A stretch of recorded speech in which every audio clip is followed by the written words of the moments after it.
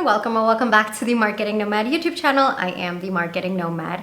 Let's talk a little bit about what's on my mind this week. So, Hope and I, we have had some rocky times in our relationship. I have to tell you this. I think that, especially in the past year, I have been a little bit more intentional about how I feel about hope and about my relationship with hope. It is healing, so it's still in the process. I've not come out of this rocky relationship just yet, but I think that where I am at today with respect to hope is slightly a little bit more healthier than it was.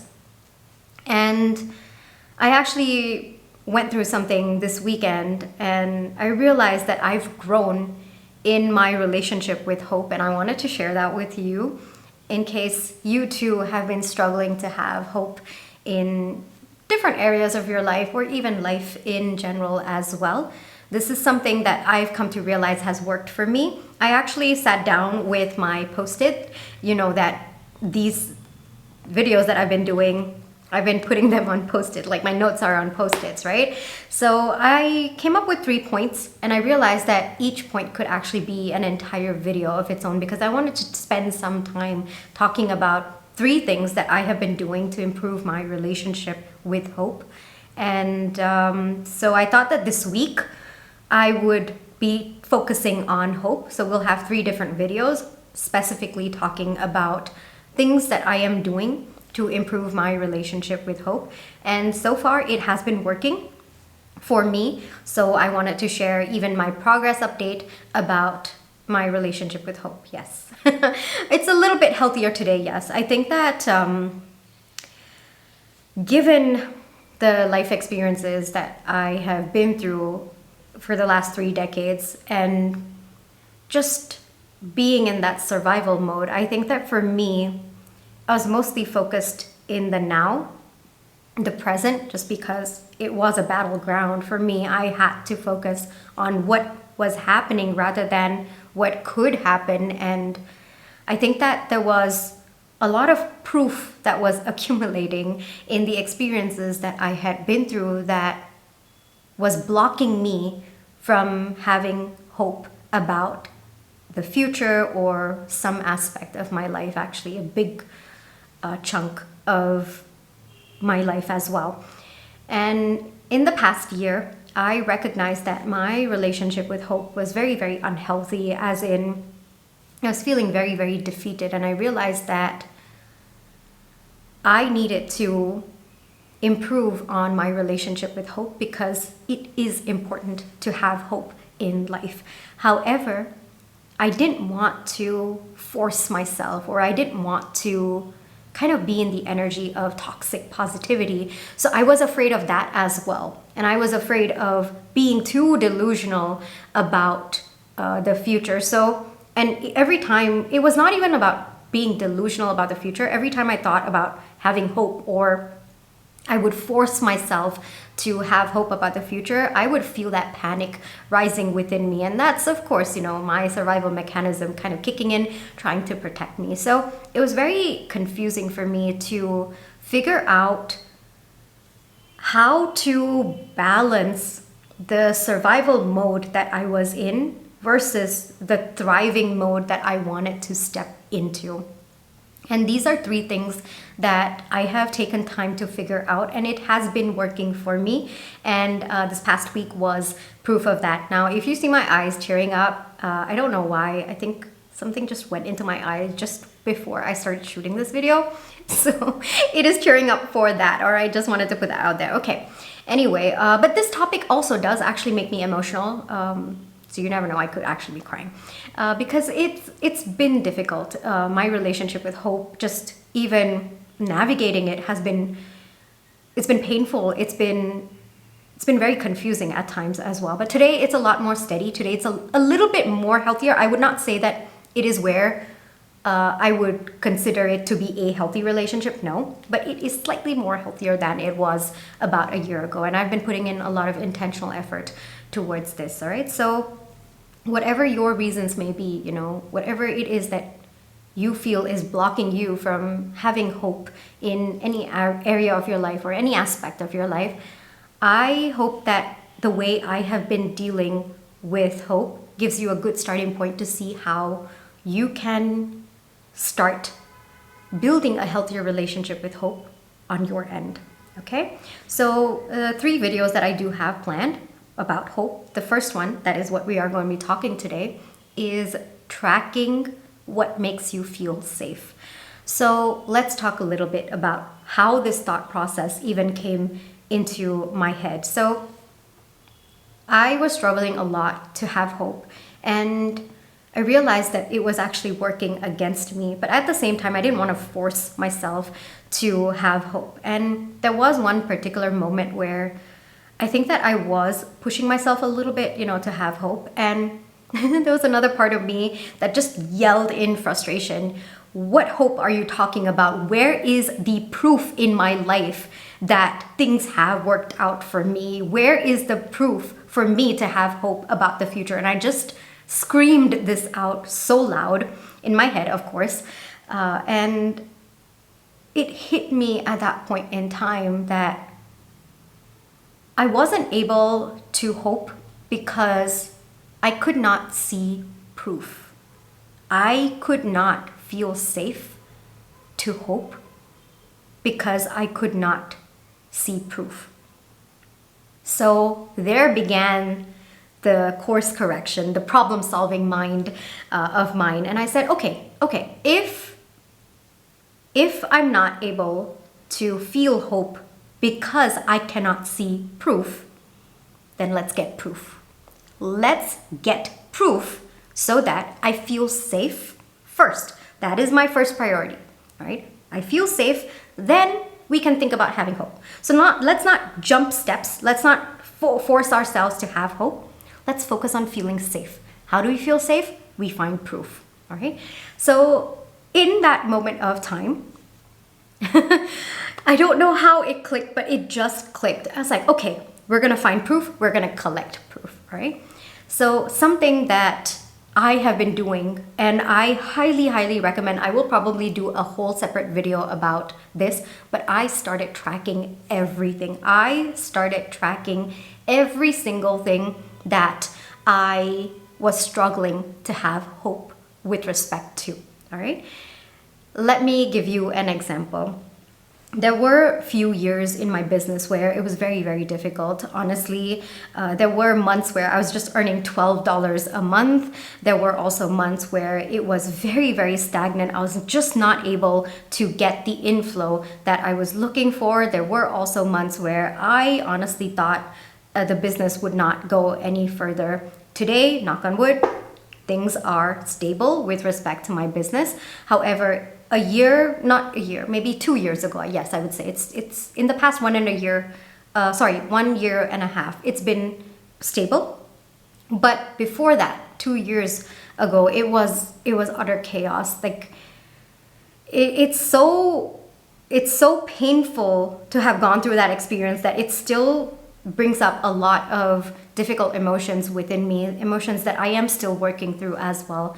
And during that phase of my business, it was so difficult for me to even look at my bank account. It was very difficult. I can't even begin to express, like even looking at my bank account, I could feel like the panic rising within me. What am I going to do next month? How am I going to bring in revenue? What am I going to do? Is it time for me to shut down? All of those thoughts, everything, it was just like, even now I feel like my stomach's just like churning, just even remembering how that period of time was for me.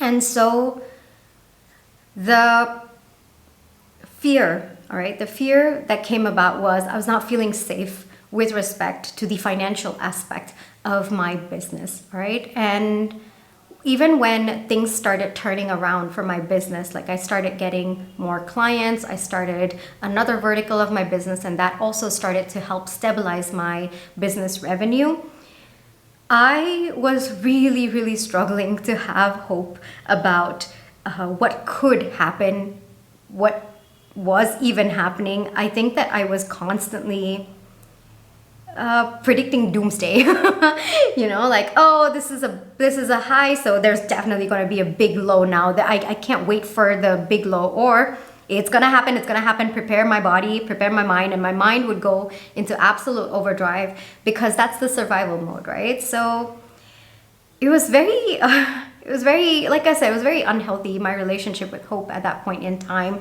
And I realized that, okay, I'm not feeling safe, all right? So let's start tracking the revenue that comes in every single month. Previously, I was doing it in a very simple Excel sheet. It wasn't, not even an Excel sheet. I think it was just a Google Doc, and I was just putting my total revenue, and that's pretty much it, all right? Because up until that point, I was barely earning anything, and even just looking at my bank account to see how much revenue was coming in, even that was very, very scary, but I would like push myself to do it every single month. Oh my gosh, it was a very difficult time for me with respect to my business. So what I decided to do was, okay, let's track more, all right? Let's track individual sources of income. Let's get more detailed about what we are tracking with respect to my revenue. What are the key metrics that I need to feel safe? I need to help me keep my cool, to help me keep my calm, that yes, things are moving forward.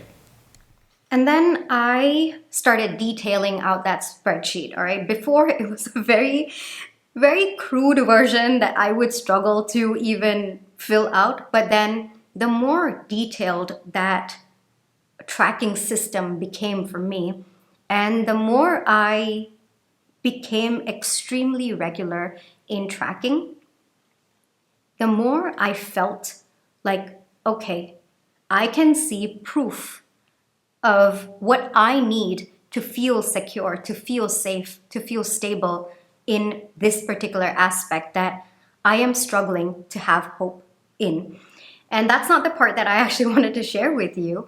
The part that I wanted to share with you is this weekend, all right, literally November 2nd. So October for me was a little bit of a lower than normal income, or I guess revenue, all right? And it was a little bit of a dip.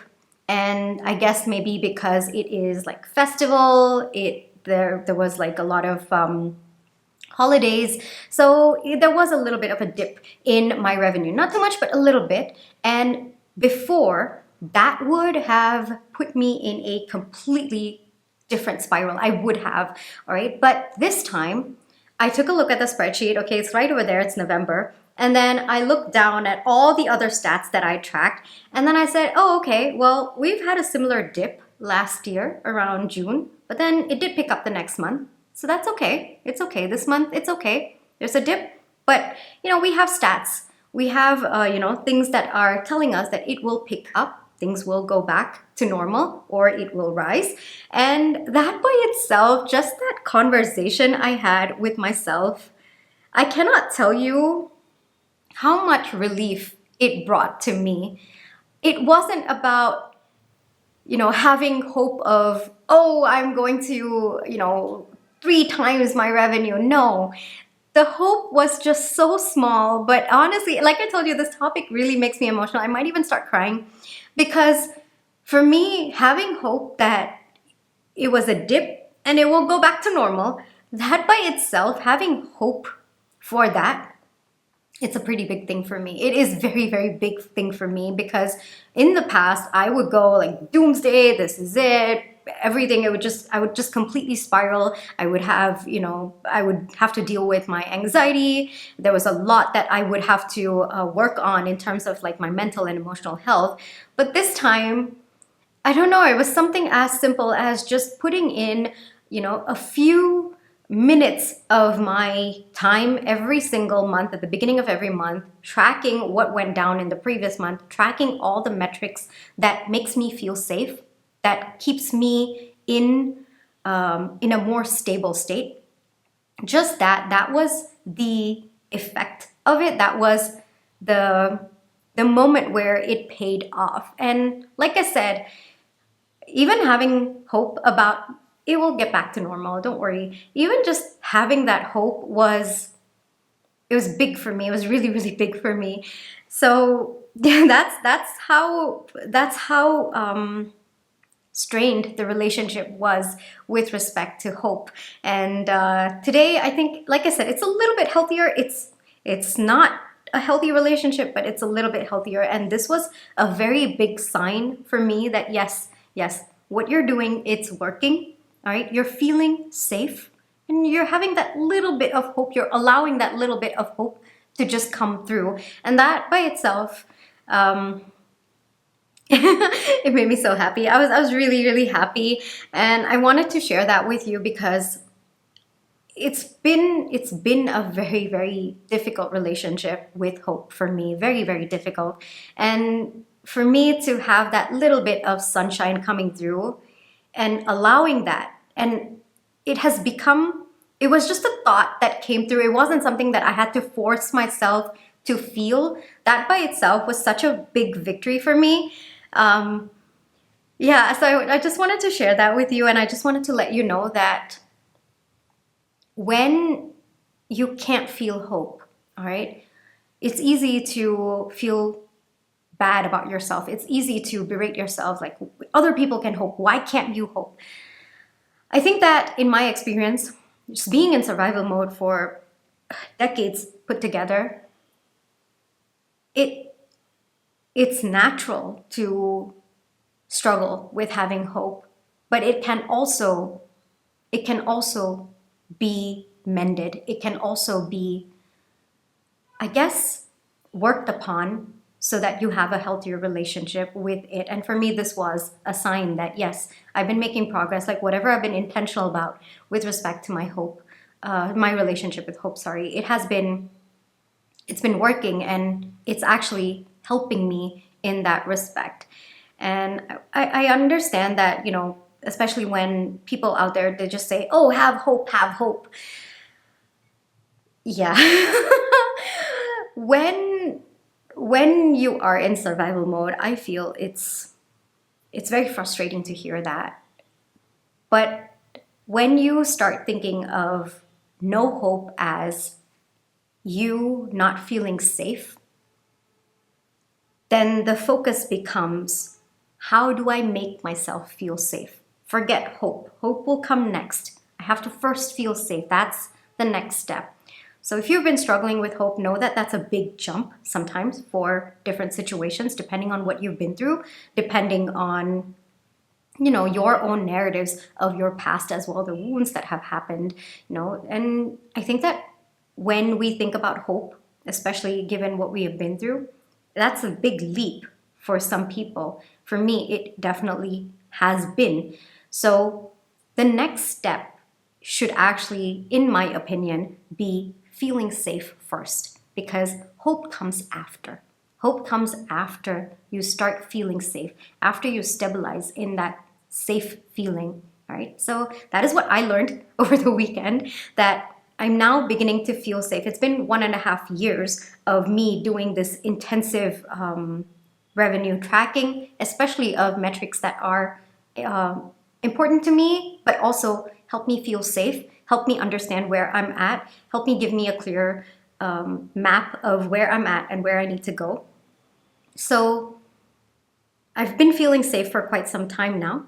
And then slowly that little bit of hope seeped in. So it happens naturally. That's also one more thing that I wanted to share with you. It happens naturally, but if you first focus on feeling safe, know that the hope will come in at some point. So if you focus on hope, I feel, at least in my case, it was very, very overwhelming for me. It was very frustrating for me as well. I didn't know how to even do it. But when I started focusing on feeling safe, that was just a much calmer route for me. All right. So whatever it is that you are struggling with, all right, in whichever area of your life that you might be struggling to have hope in, I would say first, figure out what metrics you need to track in order to feel safe. All right. What is going to make you step out of survival mode and start living, or even just being in that thriving mode? All right. What proof are you looking for to help you feel safe? start tracking that. It's not just having that proof in your mind or just thinking about it from time to time. No, actually sit down, spend a few minutes, track it. Those few minutes that you are giving yourself to track, it will pay off, because that is time that you are dedicating to yourself to help yourself feel safe. All right. And time and again, when you keep dedicating that yourself, it's you telling your body, telling your mind that I'm here for you. I'm here tracking this for you. I'm here. That consistency that you are giving to yourself, that by itself, I really feel it calms your nervous system down at least a little bit, because that's something that's consistent. It's not up in the air that maybe your body is expecting or used to. You're slowly shifting into giving it some kind of routine, some kind of consistency. So track. That is very, very important. What proof do you need to feel safe? Hope will come later. Yes, absolutely. But the priority at this point in time, if you're struggling with hope, if you feel that it's too far of a leap, the priority, in my opinion, should be to feel safe. So what proof do you need on your end to feel safe? So that is actually one aspect of my life that it just came through. I was so happy about it. It was just, yeah.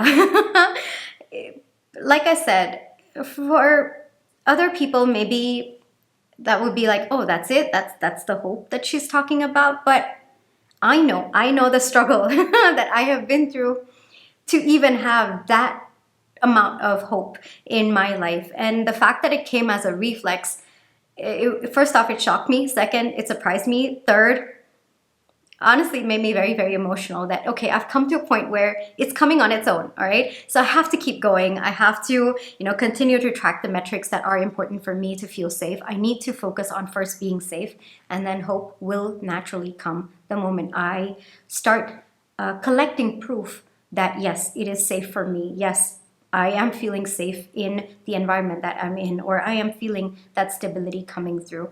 It's only when I have realized that I feel stable and safe that I'm able to have that little bit of hope coming through. And maybe over time, the more safe I feel, maybe the bigger hope starts seeping through. I don't know, okay? I'll definitely keep you updated about it. But yeah, even saying that is hope, isn't it? So yeah, that's one thing that I wanted to share with you, because it's been a very strained and difficult relationship that I've had with hope. And for me to come to a point where just a little bit seeped through on its own, yeah, it was big for me. It was really big. So just wanted to share this with you. This will be one out of like 3 videos on hope, because there are 2 other things that I've been doing intentionally. Like I said, I have been very mindful about my relationship with hope, at least in the past year. Just that I want to make sure that I am not pushing myself, I'm not forcing myself, but at the same, I'm not also like kind of getting sucked into toxic positivity. I kind of want that healthy balance as well. So there are 2 other things that I'm doing. I'll do it in a separate video. I wanted to spend some time like talking about one point, giving my all, and then we'll focus on the next point in the next video, all right? So I really hope that this video gave you a starting point to understand your relationship with hope, and to also understand that maybe it is too far a leap for you to have hope, and maybe it is different for you because of the journey that you've had up until now, and that's okay too. You have to give yourself that kindness. You have to be compassionate towards the journey that you've had and the experiences that you've been through, the maybe trauma or even past wounds that you have been through. So this is one way of being compassionate and kind towards yourself, and giving space for yourself to eventually have hope. But this is kind of a route that has worked for me, and I've come to realize that I first need to feel safe before I can have hope, or before hope comes in on its own. Yeah. So I really hope that this gave you a good starting point for that. All right. So if you like this video, please do give me a thumbs up. Hit that subscribe button, hit that notification bell, because that tells you every single time I do upload a YouTube video. And I just wanted to say take care, and I'll catch you in my next one. Bye-bye.